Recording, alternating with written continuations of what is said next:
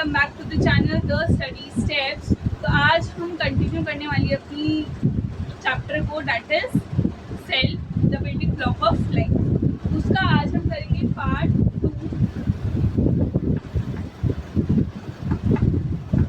और ये पार्ट 2 किसका होगा? चैप्टर नंबर 2 का।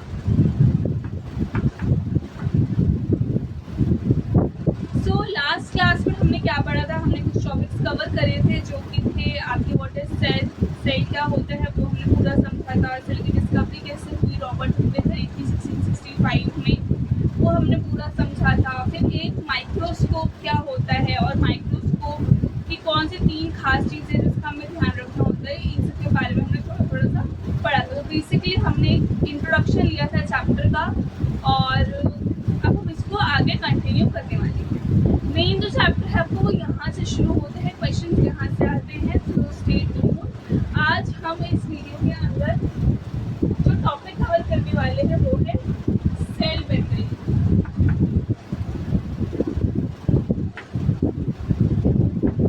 सेल मेम्ब्रेन या फिर प्लाज्मा मेम्ब्रेन भी हम इसको बोलते हैं। अब सेल मेम्ब्रेन और प्लाज्मा मेम्ब्रेन को समझने से पहले हमें थोड़ा सा सेल को समझना पड़ेगा। सेल को पहले समझ लिया था, सेल का बेसिकली स्ट्रक्चर समझना पड़ेगा।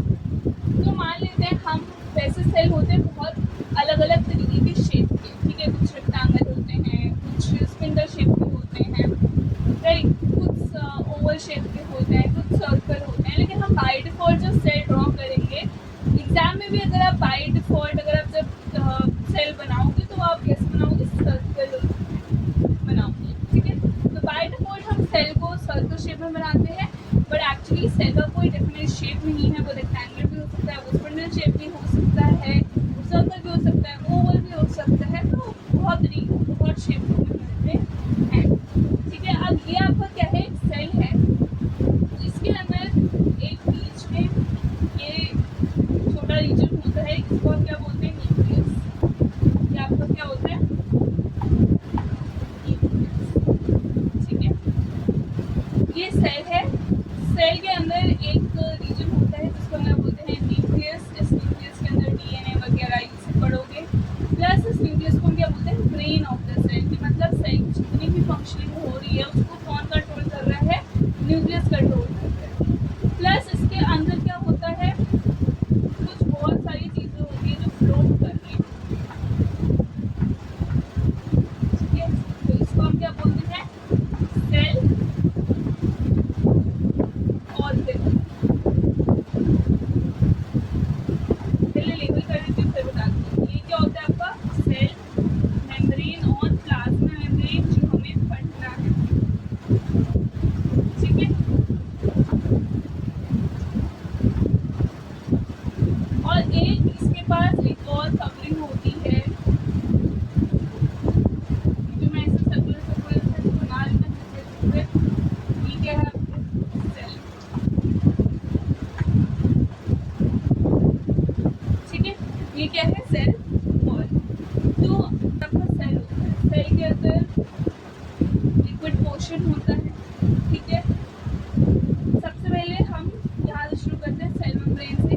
सेल में क्या होगा? सेल मेम्ब्रेन होगा, एक आउटर कवरिंग होगी। क्या होती है? एक आउटर कवरिंग, जिसको हम क्या बोलते हैं? प्लाज्मा मेम्ब्रेन या फिर सेल मेम्ब्रेन, ठीक है।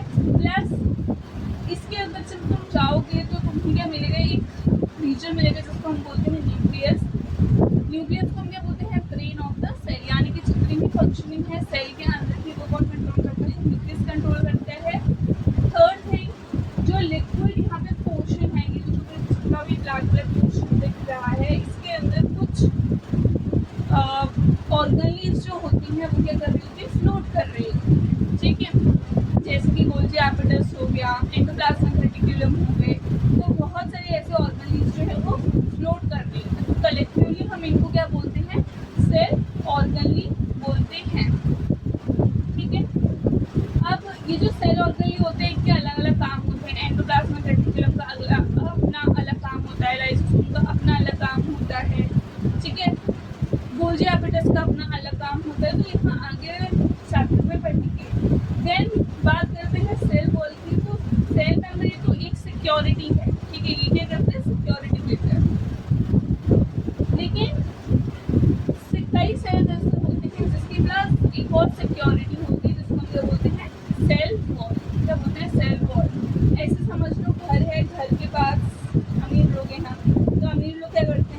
अपने आसपास बॉडीगार्ड रखते हैं, सिक्योरिटी रखते हैं घर के आसपास, ठीक है। तो वो जो सिक्योरिटी है, सिक्योरिटी को हम क्या बोलते हैं, प्लाज्मा मेम्ब्रेन या फिर सेल मेम्ब्रेन। अच्छा, जो जितना ज़्यादा अमीर होगा वो सिक्योरिटी उतना क्या रखता है, टाइट रखता है। तुमने सुना होगा जो जितना अमीर होता है वो सिक्योरिटी उतना टाइट रखता है, उतनी लेयर सिक्योरिटी में वो रहता है, ठीक है। तो प्लांट सेल्स में होती है सेल वॉल, ये याद रखना, सिर्फ और सिर्फ प्लांट सेल्स है जिनमें सेल वॉल होती है। तो ये जो सेल वॉल है ये एक्स्ट्रा सिक्योरिटी देती है, क्या देती है, एक्स्ट्रा सिक्योरिटी देती है। तो इसको हम सेट प्लस सिक्योरिटी नहीं बोलते, देखिए एक्स्ट्रा सिक्योरिटी हमें प्रोवाइड करती है, हमें मतलब सेल को प्रोवाइड करती है, ठीक है। तो प्लाज्मा मेम्ब्रेन और सेल मेम्ब्रेन दोनों एक ही हैं, याद रखना, काम क्या है, सिक्योरिटी प्रोवाइड करना। और सेल वॉल जो है वो सिर्फ और सिर्फ प्लांट सेल्स में होता है। क्यों होता है हम आगे पढ़ेंगे। प्लांट सेल जो है वो उसके अंदर एक्स्ट्रा सिक्योरिटी होती है, इसको बोलते हैं सेल वॉल। ये सेल वॉल जो है ये प्लाज्मा मेम्ब्रेन के ऊपर होती है, ठीक है। प्लाज्मा मेम्ब्रेन के पहले क्या होती है, सेल वॉल होती है, और सेल वॉल किसमें होती है, प्लांट सेल्स में होती है, ठीक है। तो ये हमारा टॉपिक स्ट्रक्चर होता है। आज की वीडियो हमें भी क्या करते हैं, प्लाज्मा मेम्ब्रेन और सेल मेम्ब्रेन को करते हैं, ठीक है। फिर आगे आने वाली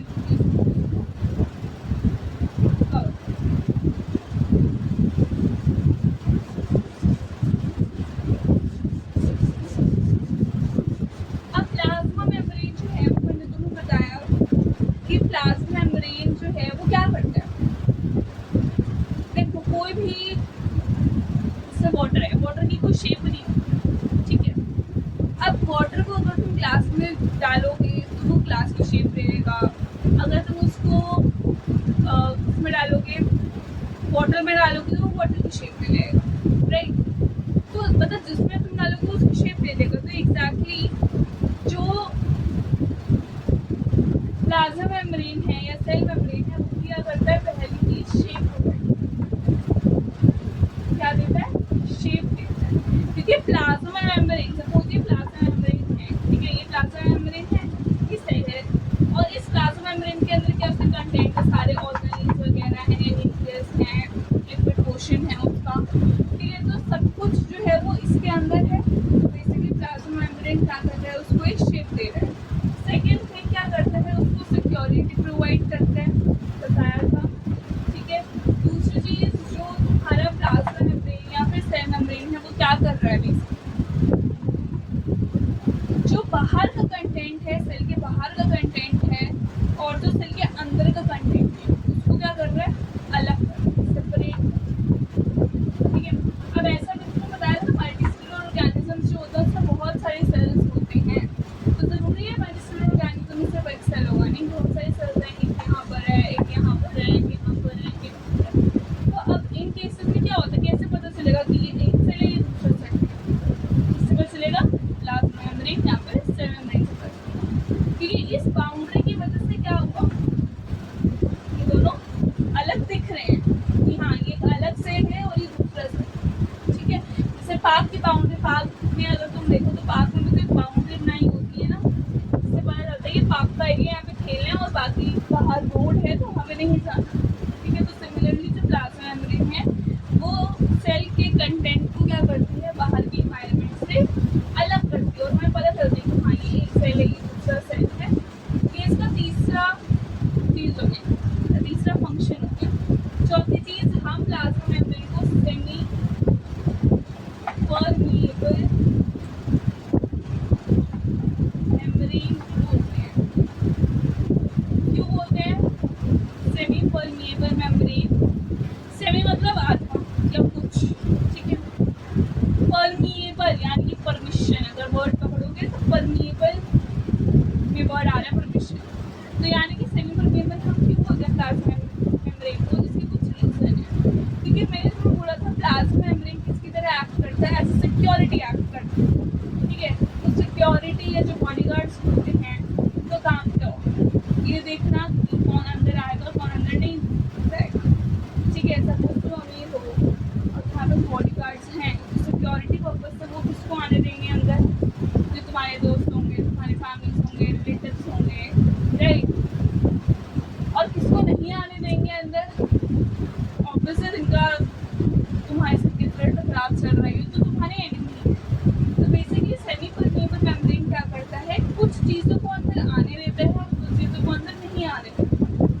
दिखेगा, किसको अंदर भेजना है सेल के, किसको अंदर नहीं भेजना, किसको बाहर भेजना है और किसको बाहर नहीं भेजना।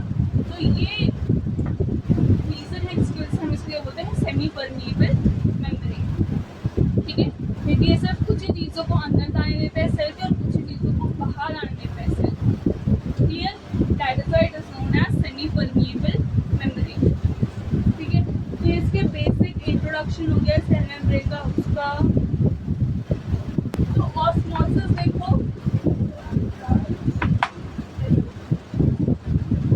ऑस्मोसिस, तो ऑस्मोसिस में आपका क्या होता है, मूवमेंट होती है। क्या होती है? मूवमेंट होती है। डाइल्यूट सोल्यूशन और कंसंट्रेटेड सोल्यूशन पता है ना, डाइल्यूट सोल्यूशन में क्या होता है, जिसमें वाटर कंटेंट ज़्यादा होगा, यानी कि सॉल्वेंट ज़्यादा होगा, और सल्यूट क्या होगा, मैं यानी लिखती हूँ सॉल्वेंट जिसमें क्या है ज़्यादा है और सल्यूट क्या है कम है। तो ये तुम्हारा क्या है, डाइल्यूट। इसी का उल्टा अगर कर दिया जाए, सॉल्वेंट कम है लेकिन सल्यूट ज़्यादा है, तो ये तुम्हारा कौन सा केस बनता है, कंसंट्रेटेड सोल्यूशन का केस।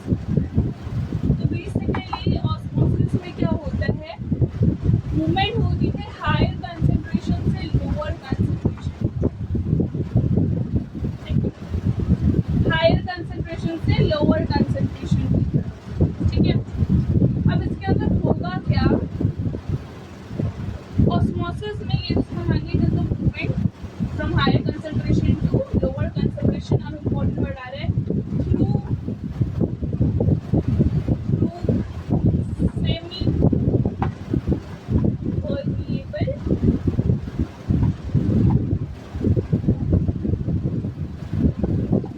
मेम्ब्रेन। ठीक है, यानी कि ऑस्मोसिस में सेमी परमिएबल मेम्ब्रेन का रोल होगा, सेल मेम्ब्रेन का रोल होगा। तो ये आपको क्या होता है, ऑस्मोसिस होता है। अभी ऑस्मोसिस में क्या होता है, दो तरीके की ऑस्मोसिस होती है, एक होता है एक्सोस्मोसिस और एक होता है एंडोस्मोसिस। ये क्या है, दो तरीके ऑस्मोसिस होते हैं, एक होता है एंडोस्मोसिस और एक होता है एक्सोस्मोसिस। एंडोस्मोसिस के केस में एंटी का मतलब क्या होता है, एंटी, यानी कि इसके अंदर क्या होगा, जो सेल है, सेल के अंदर कंसंट्रेशन क्या होगा, कम होगा। ठीक है, और बाहर जो एक्सटर्नल एनवायरनमेंट है वहाँ पे कंसंट्रेशन क्या होगा, ज़्यादा होगा।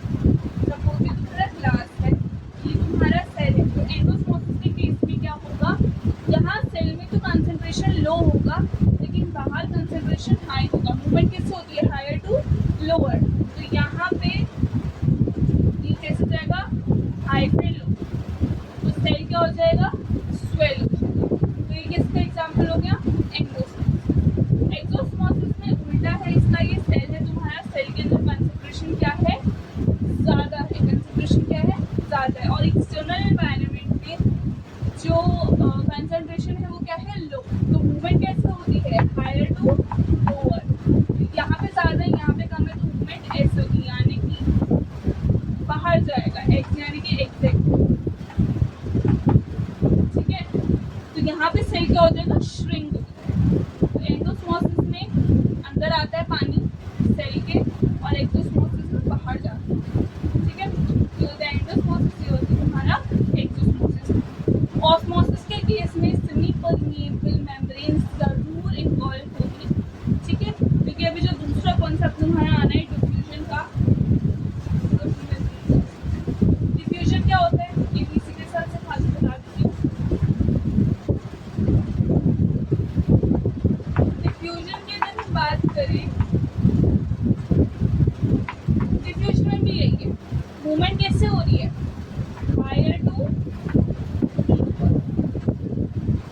ठीक है, लेकिन क्या इसमें सेमी परमिएबल मेम्ब्रेन इन्वॉल्व होगी, नहीं। अगर सेमी परमिएबल मेम्ब्रेन इन्वॉल्व हो गई तो वो ऑस्मोसिस है।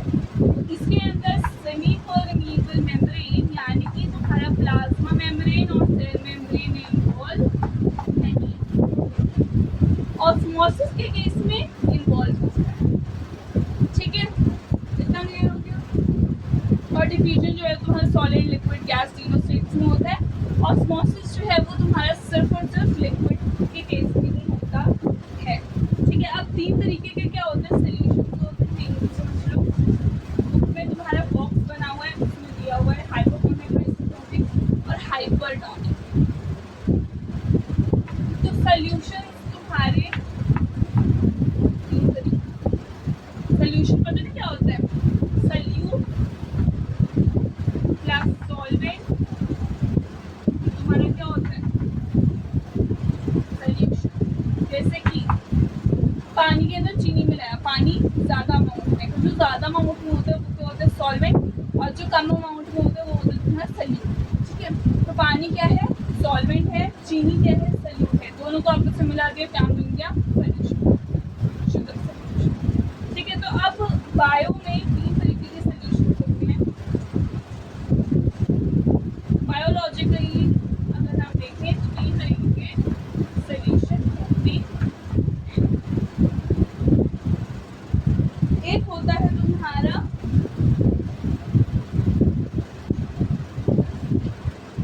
हाइपोटोनिक, एक होता है हाइपरटोनिक और एक होता है तुम्हारा आइसोटोनिक।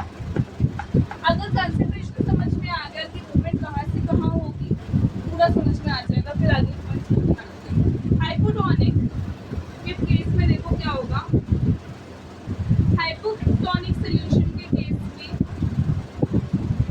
जो हाइपो, ठीक है, हाइपो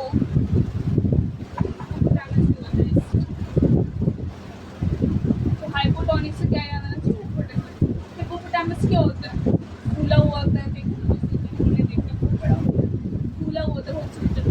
ठीक है, तो हाइपोटोनिक जो है, हाइपोटोनिक के केस में क्या होता है, जो हिपोपोटामस होता है वो क्या होता है सूजा हुआ होता है। तो इसके अंदर सेल जो होगा वो क्या होगा स्वेल होगा या श्रिंक होगा, स्वेल होगा, सेल ही हिपोपोटामस की तरफ से, ठीक है, सूज जाएगा। अगर सेल स्वेल हो रहा है तो इसका मतलब क्या है, अगर सेल स्वेल हो रहा है तो कंसंट्रेशन बाहर ज़्यादा है या अंदर ज़्यादा है, बाहर ज़्यादा था तो इसके अंदर क्या होगा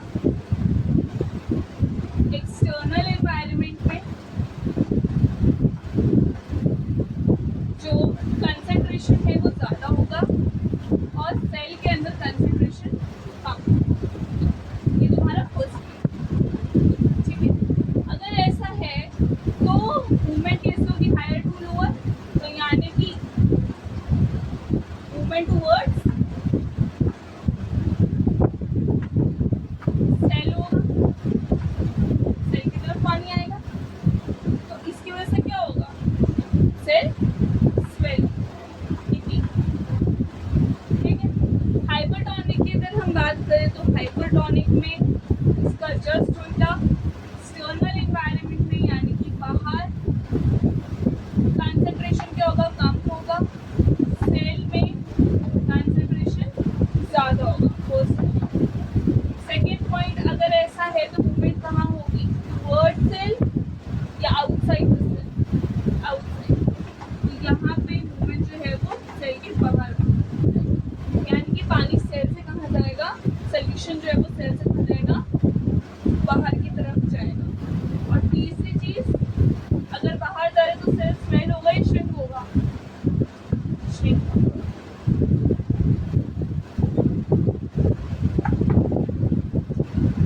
आइसोटोनिक में देखो, आइसोटोनिक के अंदर जो कंसंट्रेशन है वो क्या होता है इक्वल, क्या होता है इक्वल, यानी कि बाहर भी सेम है कंसंट्रेशन और सेल के अंदर की जो कंसंट्रेशन है वो सेम है, कहीं पर भी ज़्यादा कम नहीं। तो अगर सेम है कहीं पर भी हायर भी नहीं है लोअर भी नहीं है तो क्या मूवमेंट होगी, मूवमेंट नहीं होगी। ठीक है, तीसरी चीज़, अगर मूवमेंट नहीं होगी तो सेल श्रिंक होगा या सेल होगा, कुछ भी नहीं होगा, सेम ही रहेगा। सेल का जो साइज है वो सेम है। हाइपोटोनिक में क्या होता है बाहर कंसंट्रेशन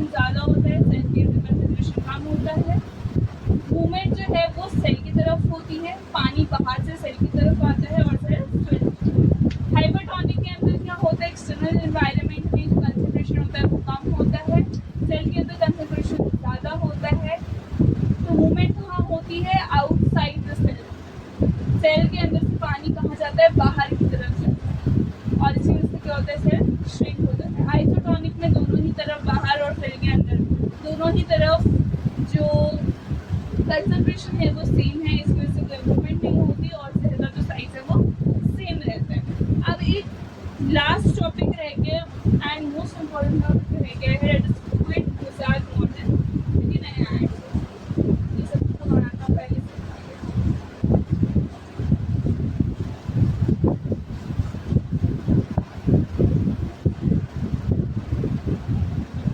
फ्लूइड मोज़ाइक मॉडल।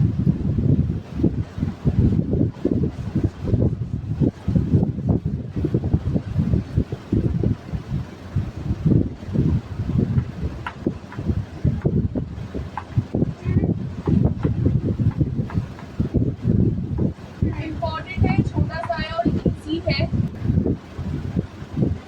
सो फ्लूइड मोज़ाइक मॉडल, अब ये जो है बहुत ही इजी है, अगर हमने देखो तो बहुत ही इजी दिया हुआ है। अगर हम फ्लूइड मोज़ाइक मॉडल का स्ट्रक्चर देखें तो देखो, सबसे पहली बात जो हमारा प्लाज्मा मेम्ब्रेन या फिर सेल मेम्ब्रेन, क्या बोलते हैं, सेमी परमेबल मेम्ब्रेन बोलते हैं वो, प्लाज्मा मेम्ब्रेन और जो सेल मेम्ब्रेन होता है वो किससे बना होता है? लिपिड और प्रोटीन से। ये इम्पोर्टेंट बात है, स्टारना किससे बना होता है? आपका सेल मेम्ब्रेन, पहले दिया है मैंने क्वेश्चन। तो लिपिड और प्रोटीन से बने होते हैं, ठीक है। अब जो आपको क्या कहते हैं, लिपिड होते हैं, इसके अंदर कुछ स्पेशल फैट्स मॉलिक्यूल्स होते हैं, ठीक है, जिनके दो पार्ट्स होते हैं। एक होता है वाटर इंट्रैक्टिंग और एक होता है टेल पार्ट। जो तुम्हारा वाटर इंट्रैक्टिंग पार्ट होता है, हेड पार्ट होता है बेसिकली, वो होता है आपका हाइड्रोफिलिक। क्या होता है? हाइड्रोफिलिक, यानी कि ये पोर्शन जो होता है इसमें पानी से होता है प्यार, ठीक है। और जो टेल पार्ट होता है वो होता है आपका हाइड्रोफोबिक। क्या होता है? हाइड्रोफोबिक। अब बेसिकली इसमें क्या होता है ना, सपोज इसकी बाई लेयर होती है, यानी कि दो ऐसी लेयर होती है तुम्हारी लिपिड,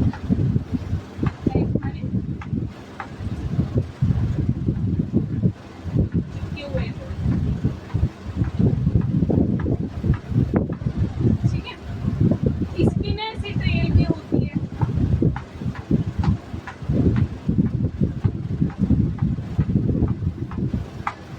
ड्राइंग अच्छी नहीं हुई, ठीक है। तो जो टेल पार्ट होता है वो होता है हाइड्रोफोबिक, ठीक है, यानी कि उसको पानी पसंद नहीं है। तो यहाँ पे जो आपका टेल पार्ट होता है वो अंदर की तरफ होता है, किसके? सेल मेम्ब्रेन के अंदर की तरफ होता है, और आउटसाइड आपका होता है हाइड्रोफिलिक पार्ट, यानी कि आपका हेड पार्ट, ठीक है, बाहर की तरफ। और अगर हम बात करें इसके प्रोटीन्स की, तो प्रोटीन सेमी परमेबल मेम्ब्रेन बनाने में मदद करते हैं। क्यों? क्योंकि जो प्रोटीन है वो कैसे एक्ट करते हैं? एज अ गेट, ठीक है, कौन अंदर जाएगा कौन अंदर नहीं जाएगा। Second point. थर्ड पॉइंट, हम इसको फ्लूइड क्यों बोलते हैं? क्योंकि जो इसके मॉलिक्यूल्स होते हैं वो क्या कर सकते हैं? वो ब्रेक कर सकते हैं, साइडवेज मूव कर सकते हैं, यहाँ पे लिखती हूँ मैं, साइडवेज, रोटेट, लेफ्ट। तो मॉलिक्यूल्स जो हैं वो क्या कर सकते हैं? तीनों चीज़ें कर सकते हैं। तो ये क्या हो गया? फ्लूइड, ठीक है। और मोज़ाइक क्यों बोलते हैं? मोज़ाइक इसलिए बोलते हैं क्योंकि एक जो आपका मोज़ाइक एक आपकी एक तरीके की ये टाइल्स की शेप में, उसका जो अरेंजमेंट होता है वो टाइल्स की शेप में होता है, उसको मोज़ाइक बोलते हैं। वो कंबाइन किया गया मोज़ाइक मॉडल, ठीक है। मॉलिक्यूल्स जो है वो साइडवेज मूव कर सकते हैं, रोटेट कर सकते हैं, फ्लिप कर सकते हैं, तो इसलिए इसको क्या बोलते हैं? फ्लूइड। और मोज़ाइक एक तरीके का आपका अरेंजमेंट होता है, टाइल्स अरेंजमेंट होता है, इसलिए हम इसको क्या बोलते हैं? मोज़ाइक। तो कंबाइन करके क्या बोलते हैं? Fluid mosaic model. इसके अंदर जो इसका फर्स्ट पॉइंट, स्ट्रक्चर वाला पॉइंट है वो पता होना चाहिए। हाइड्रोफोबिक पार्ट जो है, यानी कि टेल पार्ट जो है वो अंदर की तरफ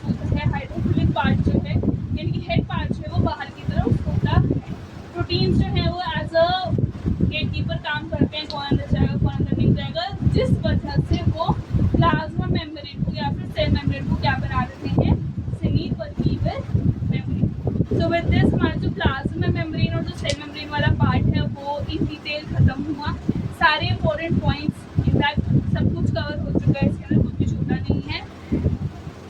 अब नेक्स्ट वीडियो में हम क्या करेंगे, सेल वॉल कवर करेंगे, जो कि आपका नेक्स्ट आता है आपका प्लाज्मा मेम्ब्रेन के पास।